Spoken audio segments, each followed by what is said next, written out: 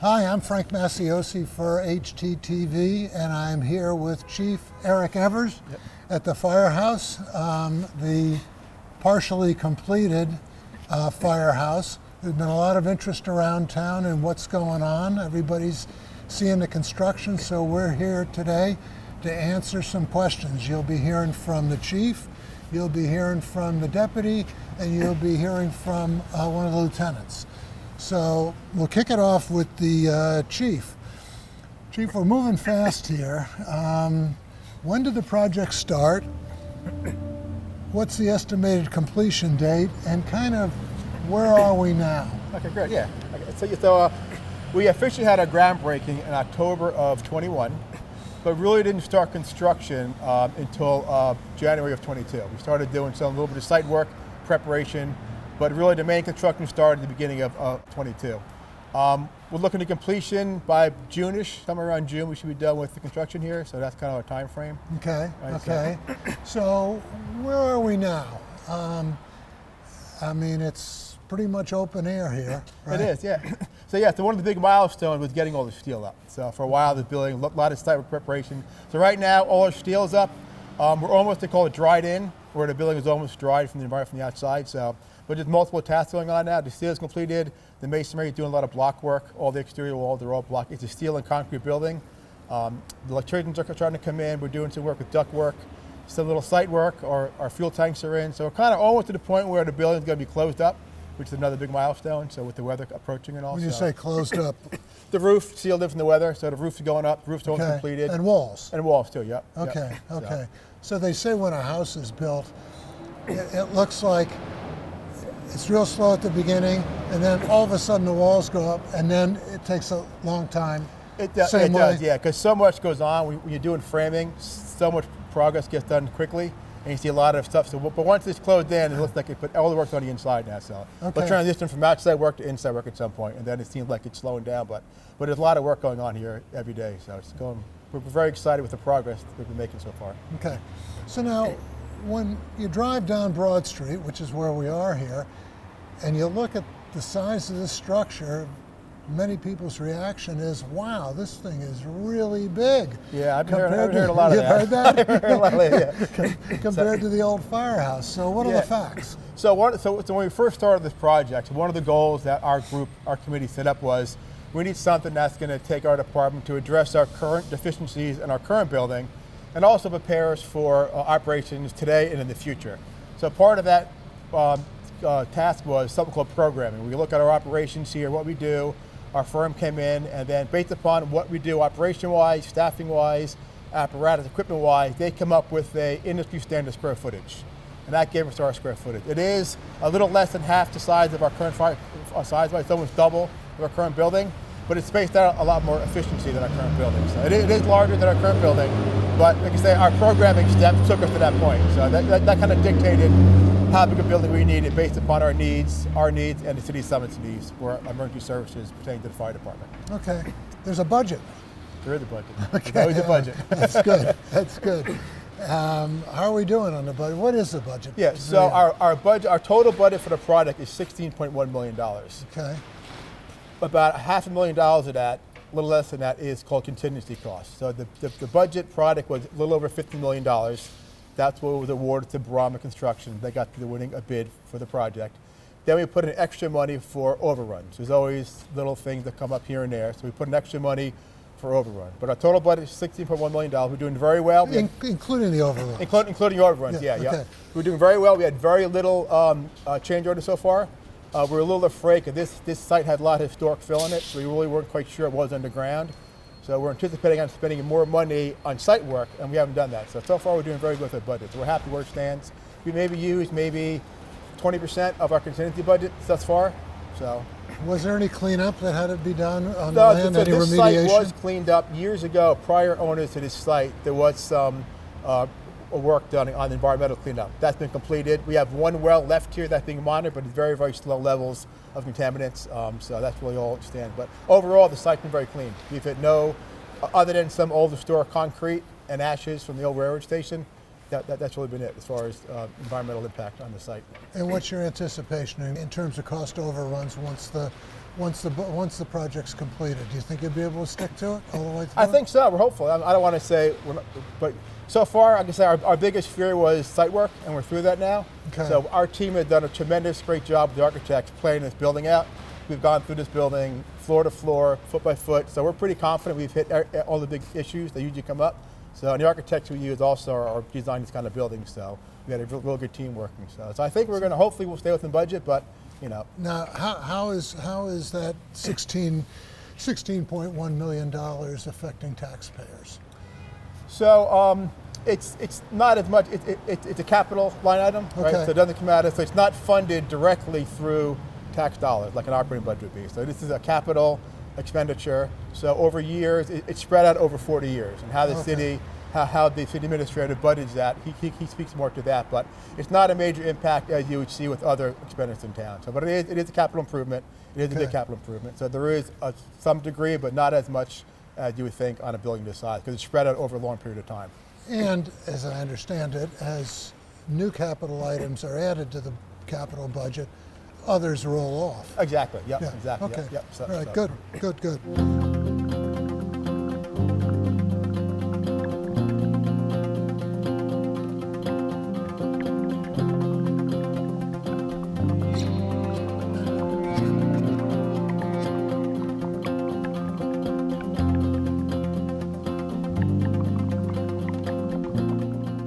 So I am here with Deputy Paul Mbimbo. You've heard, thanks for joining us, Thanks Paul. for having us.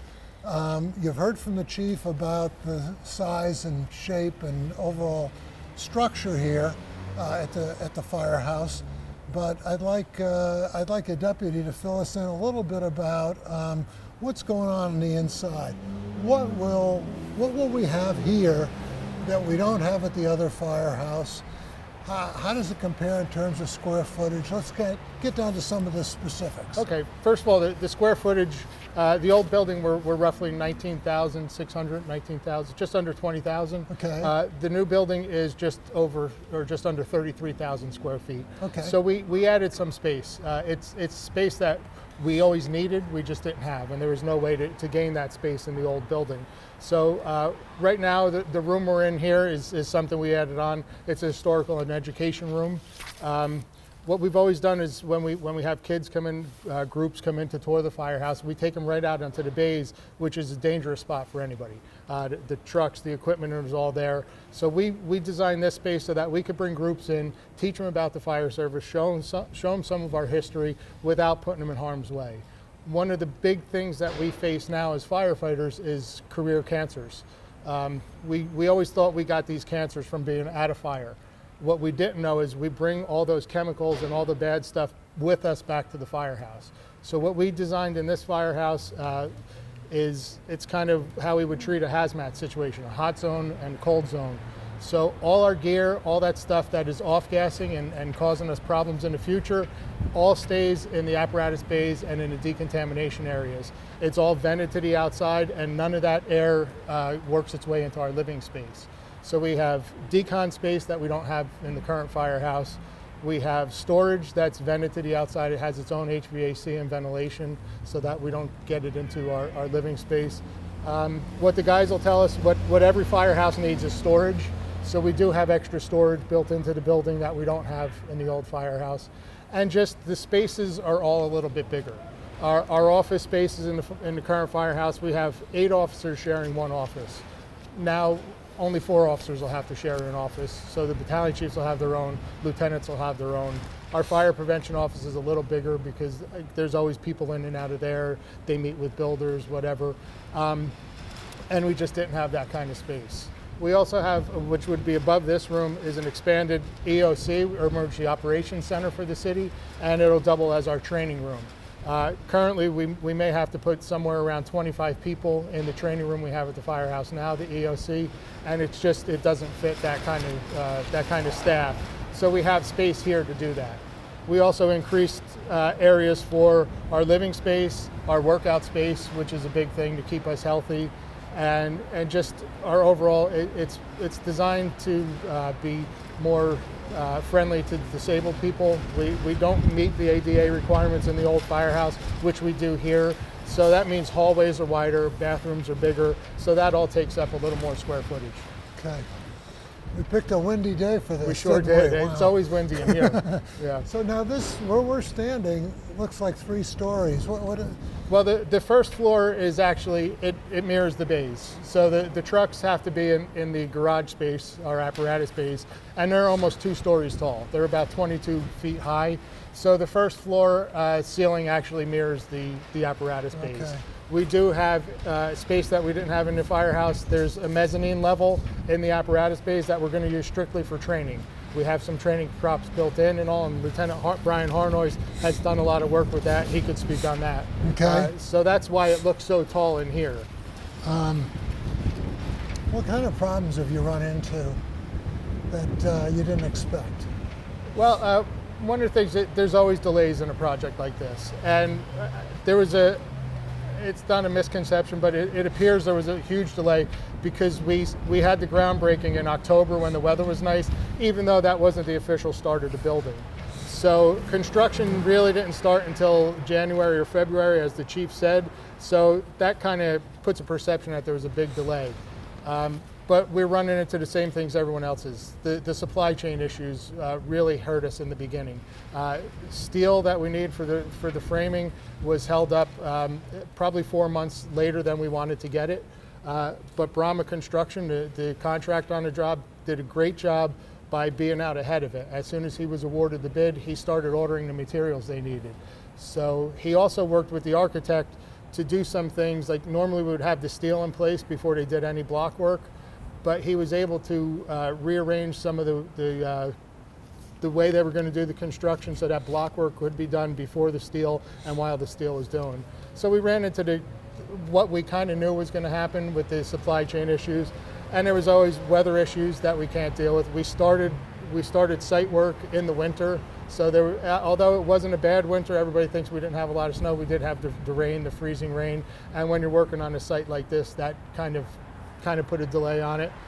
We found some stuff underground. We thought we were going to find a lot worse, but we did a lot of work beforehand, geotech work, boring, getting samples. So we didn't find anything really bad, but there was some stuff, some old piling or railroad ties that were underground that needed to be removed. We found soil that, while it's not contaminated, it couldn't be used on the site because it can't be compacted, so that had to be removed. And the big surprise was we found huge chunks of concrete that were probably 15 by 15 feet that were buried that we don't even know what they were for, but they had to be broken down and removed from the site. So while it doesn't sound like much, every couple days that's added on, whether it's a week or more, it puts the process behind. But really, from when they actually started construction, they're pretty much on schedule because they prepared for it. So they did a really good job. So the target for completion is this summer? This summer, yeah. We originally we were hoping to be done by April, but it's looking more like June, which with all those delays, it really isn't that big of a deal, big of an issue. But yeah, we expect to take ownership of the building in the summer, and hopefully we'll be in early fall. That's great. So you must have used an architect. Yes, absolutely. And probably not just any architect. Not is just my any guess. architect, no. Tell me about that. Well, we went with LeMay Erickson Wilcox. It's a firm out of Reston, Virginia, and people wanted to know why couldn't we use someone local? We wanted to use an architect that designs firehouses, public safety buildings, and they're known across the country, really internationally, for designing things like this. In 2012, then Chief Houck asked me to take on the project of design, so I started going to conferences around the country. The first conference I went to in Phoenix, I met the people from LeMay Erickson Wilcox. They were actually doing presentations, and one of the things they were doing was what I was talking about to protect us from the cancers, the hot zone. They were actually teaching other architects how to do that. So through a series of interviews, and we put out an RFQ, request for qualifications of architects. It did a national search. We interviewed several firms and felt really comfortable with LeMay Erickson Wilcox. So from that time, I met them in 2012 up till now. It's been a great working relationship. That's great. That's terrific. Yeah. Well, this has been very informative, and I'm going to talk to the lieutenant next and find out what this will enable you to do that you haven't been able to do before. Hopefully plenty. Thanks, Great. Frank. I appreciate it. Thanks, Deputy. Okay.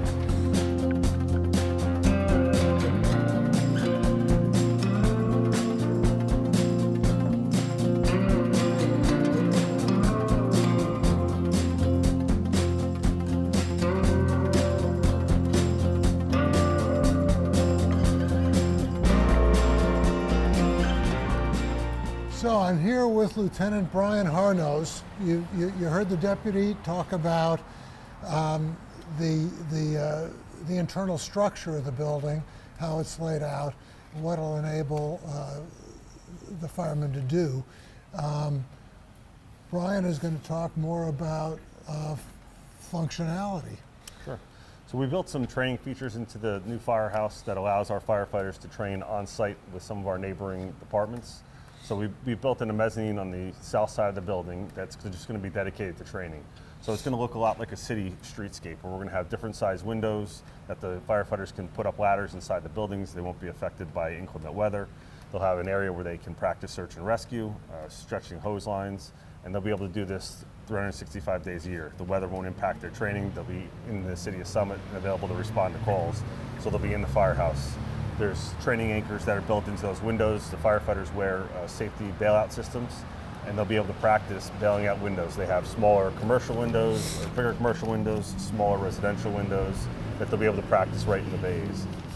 We have some roof props we'll be able to use. We have an outdoor training area that we'll be able to use. There's anchors on some of the training towers. We'll have a training tower that's in the back of the building where the firefighters can practice some high-rise operations. So a lot of thought went into setting up the different training props, and some of the fundraising will be used to purchase some additional props for the firefighters training so they can continue to hone their skills. No, the training is not just for the new guys, right? It's for everyone, right? So all the firefighters go through training every day they're on shift. They'll do some type of training, hands-on Every training. day? They try to do it every shift. They should be doing some hands-on training.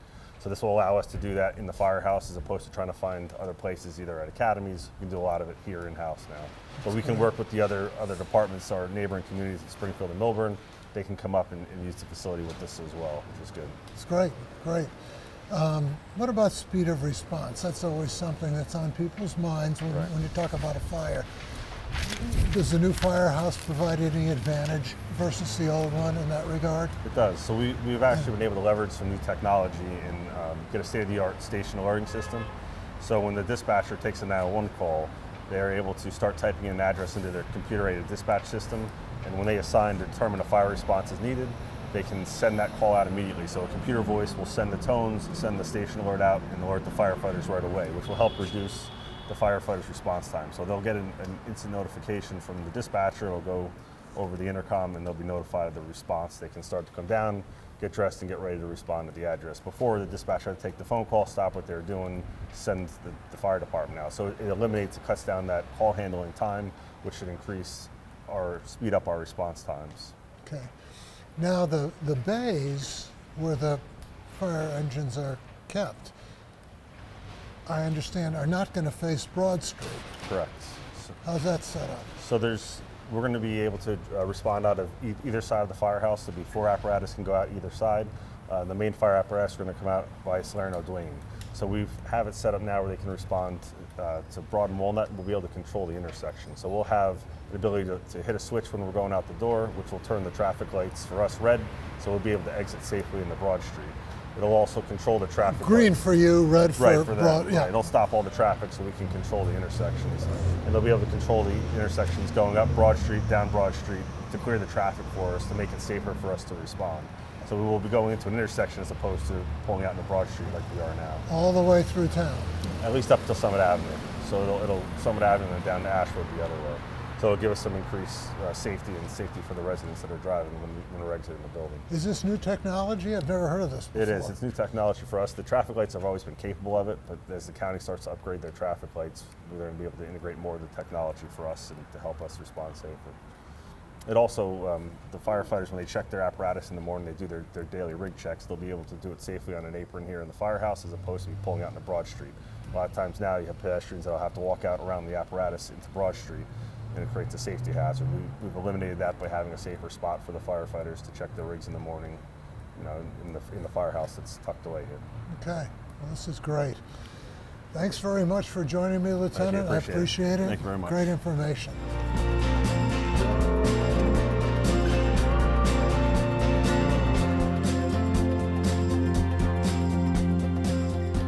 So, Chief, there's a fundraising campaign to add a few dollars to what you told me with the capital budget. Yes. Tell me about that. How can residents participate and so forth? Sure. Yeah. So we're very fortunate to have a very good group of people in town that support the fire department, and the Other Fellows First Foundation is the group in town that helps residents out. They stepped up and helped the fundraising campaign, along with the Mayor Radius from the City of Summit. They've been instrumental in raising funds for us throughout this project. We've had a lot of private donations come in through a couple grants, a couple private donators come in. Our goal was $405,000 to raise for the project. We're almost there. We're about $55,000 short of our goal. But one of the last pieces of that was a brick campaign. So we're going to have a nice memorial outside of this building here. There's going to be a nice paver walkway with a memorial and flags, and people go out and buy bricks. So if you go on the City Summit's website, click on the fire department link, there's a link to brick pavers. You can go on that site, there's a form, there's different size bricks, 3 different sizes you can buy, purchase, put your names on it, and that'll be displayed on our memorial walk in front of the firehouse. Okay, and people can do that now? They can do it now, yep. Okay, there won't be great. a cutoff date. Through our PIO, we'll put some information out when the last couple of days are before you can buy bricks. But right now, it's still open. You can still go on the website and purchase bricks. Okay, so please purchase a brick.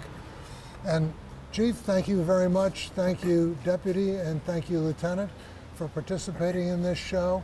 And thank you, viewers, for watching. Thank you. Thanks, Chief. Appreciate it. Thank you very much.